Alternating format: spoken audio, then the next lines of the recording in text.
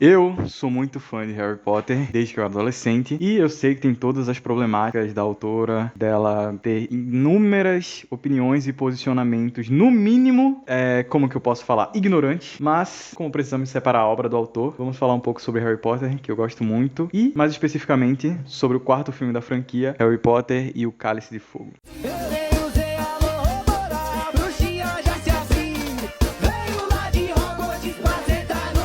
Então, reassistindo pela milionésima vez e sabendo o que vai acontecer mais pra frente e tendo uma visão melhor de toda a franquia em geral, algumas cenas e algumas partes e alguns tramas que são tentados construir me incomodaram um pouco porque eu sabia o que ia acontecer mais na frente e não entendia o porquê de estar sendo feito daquela forma ou por que ela tá fazendo esse conceito desse jeito se lá na frente não vai ser usado. E vamos começar falando sobre o tema principal do quarto filme, que é o Torneio Tribruxo, que é pra ser teoricamente o torneio mais importante de todas as escolas da Europa, para unir as escolas de magia e bruxaria, confraternizar e, o mais importante de tudo, é claro, o campeão vai se tornar simplesmente a pessoa que vai ter glória eterna. E tudo isso é falado pra gente em diálogos, nunca é mostrado. Nós não vemos o campeão da última edição, nós não sabemos há quanto tempo isso acontece, não tem informação alguma a não ser as ditas pelos personagens. Ai, mas a Hermione fala no livro. Amigão, estamos falando sobre os filmes que são mídias independentes e tem que funcionar de forma separada. E eu sei que o último torneio tinha sido em 1790, que a Hermione fala no livro, e não acontecem mais por conta das enormes quantidades de baixas que tinha, mas no filme isso não é exposto pra gente, só é falado que o torneio é importante e nada mais. Então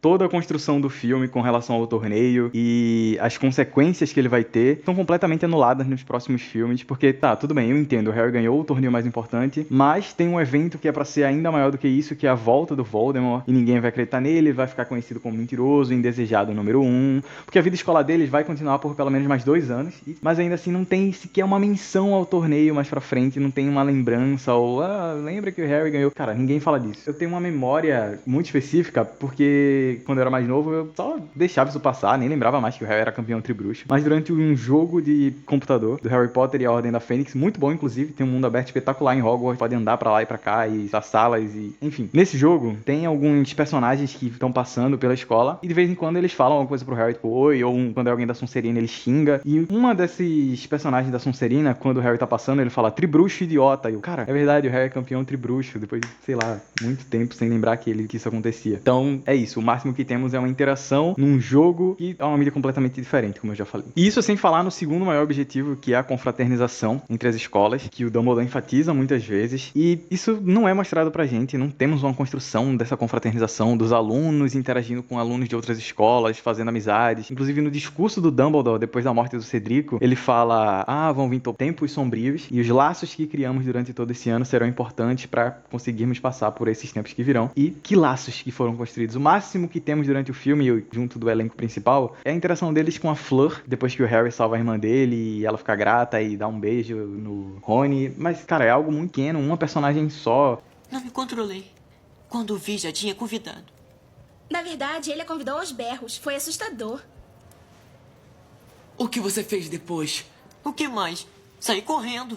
Tudo bem. Vamos supor que, mesmo com essa pouquíssima construção e com a cena do final, que é o Harry indo lá no pátio e vendo os alunos se despedindo das outras escolas, a gente consiga ter uma breve noção daquilo que, teoricamente, foi feito, que é essa confraternização entre as escolas. Ainda assim, tudo isso é completamente descartado nos próximos filmes, porque não serve de nada. Temos o Voldemort invadindo Hogwarts, temos a escola sendo atacada e as outras escolas simplesmente não aparecem, não são citadas, o porquê delas não terem ido lá. Foram destruídas. Nada. Elas simplesmente não aparecem. Até na tomada de volta de Hogwarts, quando o Harry chega lá com a Ordem da Fênix, nenhuma das escolas está participando. Só a Fleur, porque ela vai casar com o irmão do Rony. E é isso. Eu nem lembro se ela tá, na verdade, na retomada de Hogwarts. E isso porque nem falamos da parte mais complicada de se defender desse filme, que é o Dumbledore agressivo. Cara, eu gosto muito do arquétipo do mestre, que é mais sábio que o personagem que tá aprendendo ali com ele, que é muito forte, apesar de não parecer, mas ele luta com mais estratégia, com mais calma, porque ele tem um conhecimento, ele é vivido, ele sabe como as coisas funcionam. E aí, vamos falar da cena que é mais comentada, que é do Dumbledore chegando pra perguntar se o Harry colocou o nome dele no Cálice de Fogo.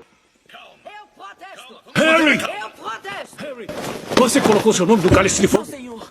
Pedi um aluno mais velho para colocar. Não, senhor. Tem certeza absoluta? Sim, senhor. Parecendo que vai matar o Harry a qualquer momento. E também, esperando um personagem desse tipo no confronto dele com o vilão, que é quando ele descobre que o Bartolomeu Jr., que estava infiltrado no corpo do Olho Tonto, que inclusive vamos falar daqui a pouco sobre isso também, mas quando ele chega pra confrontar, é assim que ele chega.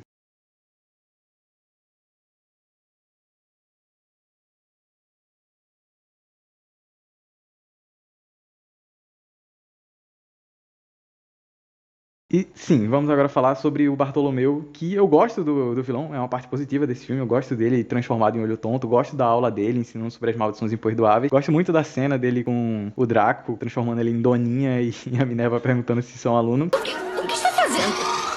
Ensinando. Mas isso aí é um aluno?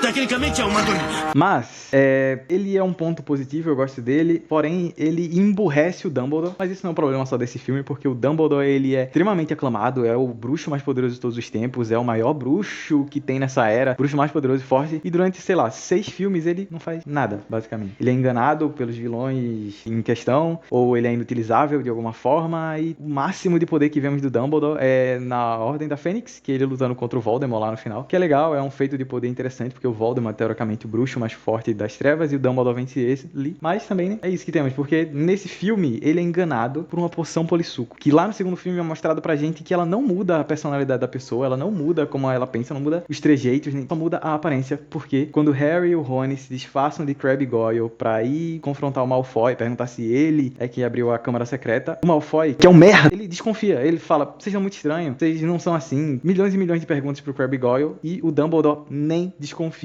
que seja o Bartolomeu Crouch. Por quê? Não sei. Ele só não desconfia. Ele acha que tá tudo normal. Eles sabem que tem um infiltrado, mas ele, sabe, se o maior bruxo de todos os tempos não conseguiu perceber isso e o Malfoy sim, cara, quê? Mas tudo bem, porque a autora também, ou os diretores, se esquecem um pouco disso, porque quando o Olho Tonto de verdade volta pra série, o Alastor, ele tem inúmeros comportamentos parecidos com o do Bartol Crouch. Mas o filme não é de todo ruim. Eu, na verdade, gosto bastante dele. Quando eu era mais novo, era o que eu menos gostava. Mas, hoje em dia, eu acho ele bem divertido. Eu gosto do torneio, das provas. Gosto do Cedrico. Minha esposa tá fazendo assim porque ela gosta do... Como que é o nome do ator? Edward Cullen. Exatamente.